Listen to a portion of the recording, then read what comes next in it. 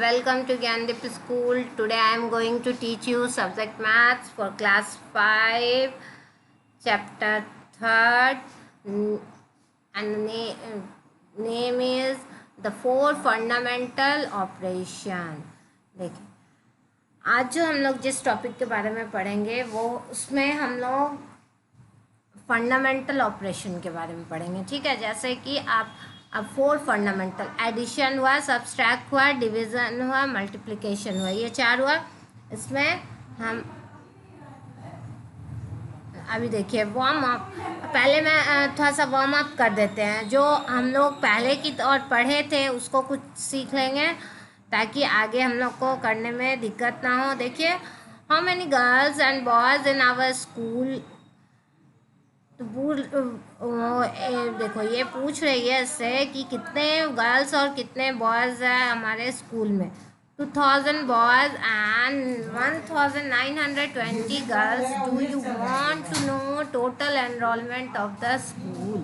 बोले स्कूल में 2000 बॉयज़ है और 1920 गर्ल्स है। ठीक है, exactly I would like to know the number of more boys than girls on the rolls of the school too।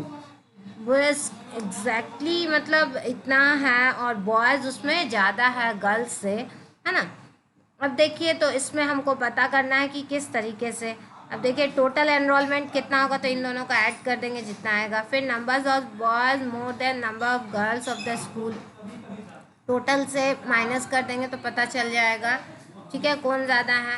If one section of class can accommodate 35 children, then 8 section of class 5 can accommodate dash and dash equal to dash children. बोल रहे हैं एक section में अगर 35 children's है और उसका class का सेक्शन एक सेक्शन 8 है। ठीक है, 8 सेक्शन है तो कितना होगा, तो 35 आप मल्टीप्लाई कर देंगे। 8 से 35 को मल्टीप्लाई किए 8 से कितना होगा, 280 चिल्ड्रंस, है ना। If the school is from nursery to 12th standard, the number of students in each class is dash divide 14 equal to। बोल रहे हैं कि अगर उस नर्सरी से लेके 12th स्टैंडर्ड तक क्लास है, ठीक है, एक क्लास में अब कितने बच्चे होंगे, तो वो हम लोग को कैसे पता चलेगा। हम टोटल से 14 को डिवाइड कर देंगे तो हमें पता चल जाएगा, है ना, इस तरीके से। अब देखिए आज जो हम लोग फोर फंडामेंटल से फर्स्ट टॉपिक जो पढ़ेंगे वो है एडिशन का। ठीक, addition, we have already added two or more number by writing the number in columns. The same procedure is applied for adding the larger numbers of up to any extent। देखिए क्या होता है, जब दो number या दो से ज़्यादा, जिस तरीके से हम उसको पहले लिखते हैं या फिर कॉलम में अरेंज करते हैं, उन सभी का जो प्रोसीजर होता है, ठीक है, वो सेम होता है। जो तरीका होता है वो सेम होता है, सिर्फ उसको बड़े में लिख दिया जाता है। जैसे 4 डिजिट्स हुआ, 3 डिजिट्स हुआ, 5 डिजिट्स हुआ, इस तरीके से, है ना। लेकिन जो एडिंग करने का तरीका जो होता है वो सेम होता है। रूल 1 में देखिए, सबसे पहले हम लोग क्या करते हैं, we arrange the given number in columns ones under ones and tens under tens, 100 under 100 and so on. देखिए क्या होता है, जब हम उसे नंबर को अरेंज करते हैं कॉलम में, तो हम ये चीज़ का ध्यान रखते हैं कि वंस प्लेस का वंस में ही करते हैं, वंस प्लेस का वंस के नीचे ही करते हैं, टेंस प्लेस का टेंस के नीचे करते हैं, 100 प्लेस का हंड्रेड्स का के नीचे करते हैं, और थाउजेंड्स प्लेस का थाउजेंड्स के नीचे। इसी तरीके से ये आगे जितने रहता है, जितना डिजिट्स का उतना हम उसको सजाते हैं ना। रूल 2 में आते, we add the digits in each column taking carry over if any to the next column to the left and adding it along with the digits in that column। We continue this process till we add the digits in all the columns। क्या होता है, हम कभी कभी carry करते हैं, और carry करते हैं एक से दूसरे में, दूसरे से तीसरे में, इस तरीके से कैरी करते हैं।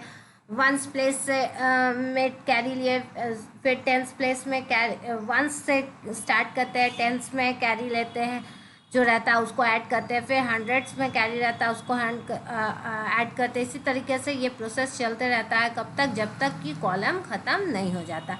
Addition without regrouping. अब देखिए आज जो हम लोग पढ़ेंगे जो एडिशन है वो विदाउट रीग्रुपिंग है ना।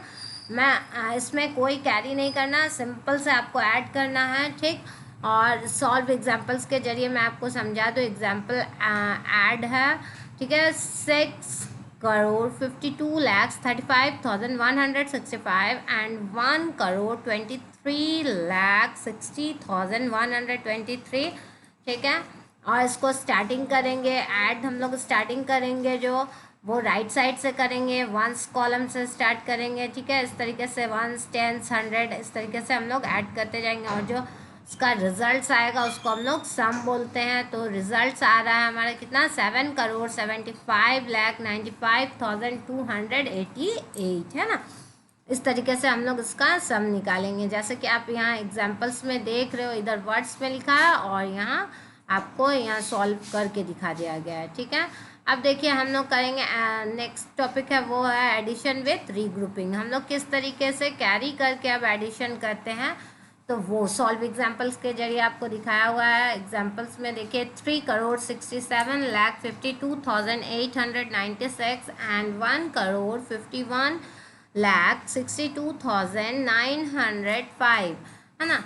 इसको हम लोग जब ऐड करेंगे तो किस तरीके से करेंगे, और ये रीग्रुपिंग, इसमें रीग्रुपिंग किया जाएगा, कैरी लेके किस तरीके से करेंगे। इसमें भी स्टार्ट करेंगे हम लोग वंस प्लेस से, फिर टेंस में जो वंस में बचेगा वो टेंस में कैरी करेंगे, फिर हंड्रेड्स में कैरी करेंगे, फिर 1000 में कैरी करेंगे, फिर उसके बाद कैरी करेंगे, फिर 10,000। इस तरीके से ये प्रोसेस चलता रहेगा जब तक कि डिजिट्स का लास्ट कॉलम नहीं आ जाता और ये पूरा का पूरा ऐड नहीं हो जाता। तो आप देख रहे हैं इस तरीके से करेंगे। Start from ones place, add the digits in each column, taking the carried over digit to the next column on to the left and adding it along with the digits in that column. Continue the process till the digits of all columns are added. मैं बोली थी जब तक ये add नहीं हो जाता तब तक हम लोग करेंगे, और इस ऐड करना हम लोग राइट से शुरू करते हैं, ठीक है। ये लेफ्ट साइड्स में वन कैरी ऐसे चलता जाता है, ठीक है। अब जो देखिए आप सम आया है, जो रिजल्ट्स आया है उसको हम लोग यहाँ कहते हैं, और जो रिजल्ट्स आया है वो कितना है 5,19,15,801 है ना। Properties of addition. अब देखिए ये जो हम लोग अब दो टॉपिक पढ़े थे, क्या क्या, एडिशंस पहले हम लोग पढ़े, फिर एडिशंस विदाउट रीग्रुपिंग था और एडिशन विथ रीग्रुपिंग था। अब देखिए हम लोग प्रॉपर्टीज़ ऑफ एडिशन पढ़ेंगे। एडिशन की प्रॉपर्टीज़ क्या होते हैं। Order property, when the order of the addends is change the sum remains the same. आप अगर एडिशन का जो एडिशन की देखिए आप यहाँ देख रहे होंगे कि अगर इस ऑर्डर को आप रिजल्ट्स यहाँ आया है इन दोनों को ऐड करके, ठीक है, अगर इसको यहाँ कर दें फर्स्ट में और इसको सेकंड में कर दें तो भी जो एडिशन का जो आंसर आएगा वो सेम आएगा। तो ऑर्डर चेंज करने से उसके रिजल्ट्स में कुछ अंतर नहीं आता है। इसलिए ऑर्डर प्रॉपर्टी को हम कॉम्यूटेटिव प्रॉपर्टी भी कहते हैं ना। Order property is known as commutative property. अब देखिए सेकंड में आते हैं ज़ीरो प्रॉपर्टी। आप जब ज़ीरो से किसी भी नंबर को जानते हैं कि ऐड करेंगे तो वो नंबर इटसेल्फ होता है। The sum of zero and the number is the number itself, ठीक है। नंबर जो होता है वो इटसेल्फ होता है। ग्रुपिंग प्रॉपर्टी में आइए, even if the grouping of addend is change the sum remains the same, okay. आप देख रहे हैं यहाँ जो ग्रुपिंग में है, इस ग्रुपिंग में हम जब सेम, आप यहाँ देखिए इसको अगर 3,500 प्लस 6,000 किए हैं, ठीक है, इस दोनों को ब्रैकेट में लिए हैं, प्लस 950 है, तो आप देखेंगे कि यहाँ दोनों को ऐड करके भी यहाँ सेम ही रिजल्ट्स आएगा। फिर आप इन दोनों को ऐड कर दोगे, अगर आप देखिए इस दोनों को ग्रुप में लेते हो और ऐड करते हो तो भी सेम आता है। फिर इस दोनों को, इन दोनों को अगर आप ग्रुप में लेते हो और ऐड करते हो तो रिजल्ट जो आएगा वो सेम आएगा, ठीक है। इसलिए grouping property is known as associative property. Okay. जो ग्रुपिंग प्रॉपर्टी होता है उसको हम एसोसिएटिव प्रॉपर्टी कहते हैं। अब देखिए मैं आपको एक स्मार्ट टिप्स दे दूं जो क्या है, the grouping property can be use to check the correctness of addition sum. आप ग्रुपिंग प्रॉपर्टी के जरिए आप पता कर सकते हैं कि आपका एडिशन सम जो है वो रिजल्ट जो आया है वो सही है कि नहीं। ठीक है, आते हैं हम लोग टुडेज वर्क फॉर यू में एक्सरसाइज 3.1 है जो मैं आपको वर्क में दे रही हूँ। देखिए इसमें क्या है, right in columns and add. आपको इसको कॉलम में सजाना है, ठीक है, और फिर ऐड करना है। जैसे कि आप देख रहे हैं 1,23,43,4678 है एंड 8,76,54,321 है। इन दोनों को जब आप ऐड कीजिएगा तो इसका जो रिजल्ट्स आएगा, सबसे पहले तो आप इसे अरेंज करोगे तो हमेशा ध्यान रखोगे वंस प्लेस का जितना इसका वंस प्लेस और इनका वंस प्लेस दोनों एक दूसरे के नीचे ही होना चाहिए। इसलिए कॉलम में जब आप अरेंज करोगे तो वंस के नीचे वंस प्लेस का ही होना चाहिए, टेंस के नीचे टेंस प्लेस का होना चाहिए और हंड्रेड्स के नीचे हंड्रेड प्लेस का ही होना चाहिए। ठीक है, इस तरीके से आप करोगे तो कभी मिस्टेक नहीं होगी और एडिशन भी सही होगा। और ध्यान से एडिशन करोगे क्योंकि इसमें बहुत ज़्यादा डिजिट्स है। ठीक है, मिनिमम 8 डिजिट्स के हैं तो इसमें मिस्टेक हो सकता है, इसलिए अगर आप ध्यान से करेंगे तो मिस्टेक नहीं होगा।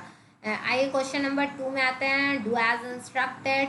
यहाँ जो इंस्ट्रक्शन दिया है इस 5 क्वेश्चन में, इस 5 क्वेश्चंस को देखते हुए आपको इसको सॉल्व करना है। बोला find the number which is 35,28,362 more than 6,63,18,961। इसमें इन दोनों में से कौन ज़्यादा, इसमें अगर और हम इतना ऐड कर दें तो कितना ज़्यादा होगा, है ना, ये आपको करना है। बाकी बात जितने और जो नेक्स्ट 3 क्वेश्चन है वो तीनों क्वेश्चन सेम है, इसमें कोई दिक्कत नहीं है। तो आप इससे इसको ऐड कर दोगे तो आपको पता चल जाएगा कि इसको जब इसमें ऐड कर देंगे तो ये नंबर कितना ज़्यादा बढ़ जाएगा, है ना।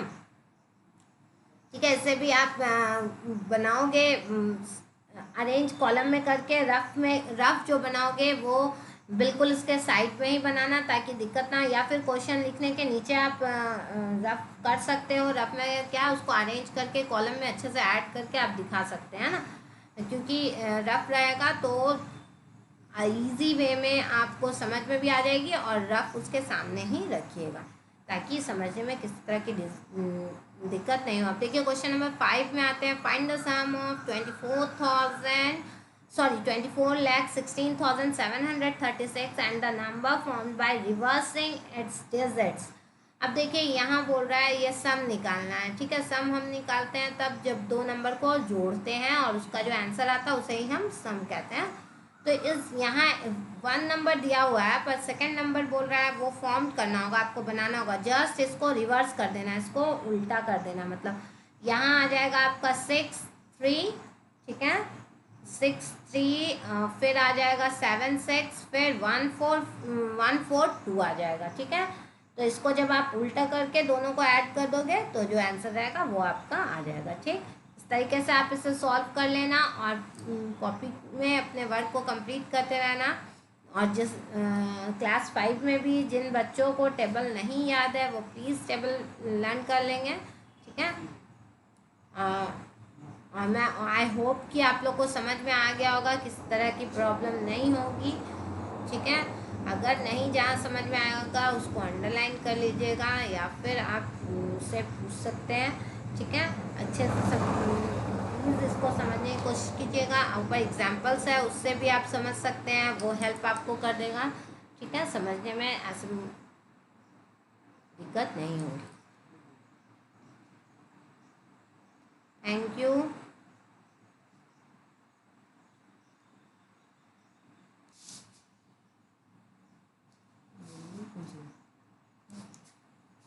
कितने